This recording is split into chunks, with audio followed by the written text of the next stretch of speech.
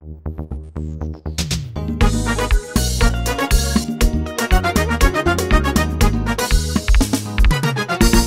bezwen yon femme total, yon femme qui pa nan voxal, yon femme total capital, qui pa kwen nan wiganday, epi pa nan samitay, pour la geli nan chobol, pour pas même ka ouve kol, pour la société pa fiel. Femme sa bezwen, fol ka travay, fol pa soumay, fol la pou mwen, lem gen bezwen, fol pa zizi, ni sou vestil.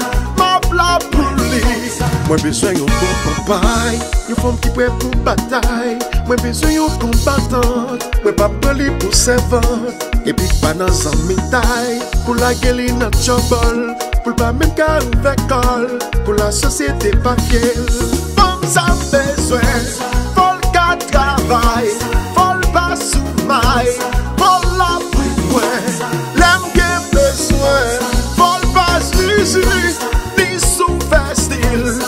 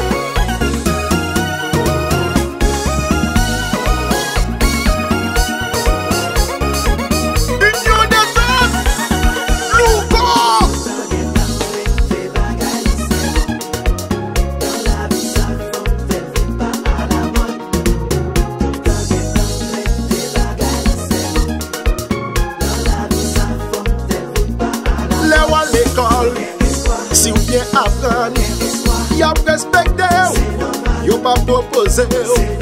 Les ou à l'école, si ou bien apprendre, y'a respecté, y'a pas proposé.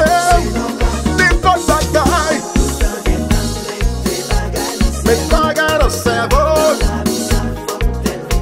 ça part à mort de corps, non.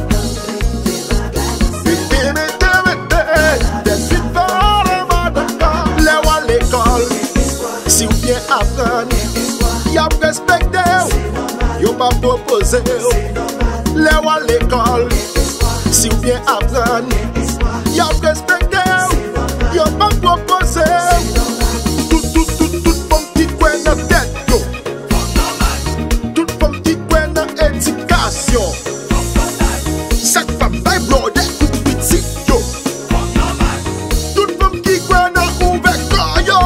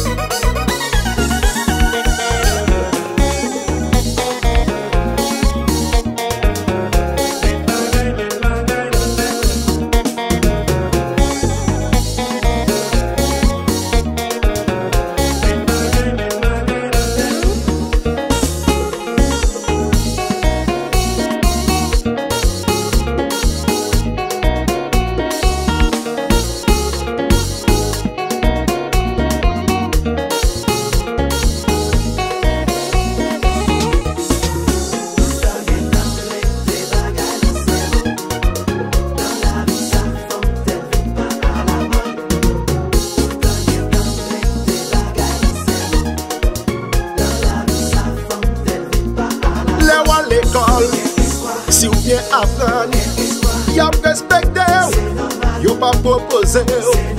Les ou à l'école, si ou bien apprendre, y'a respecté.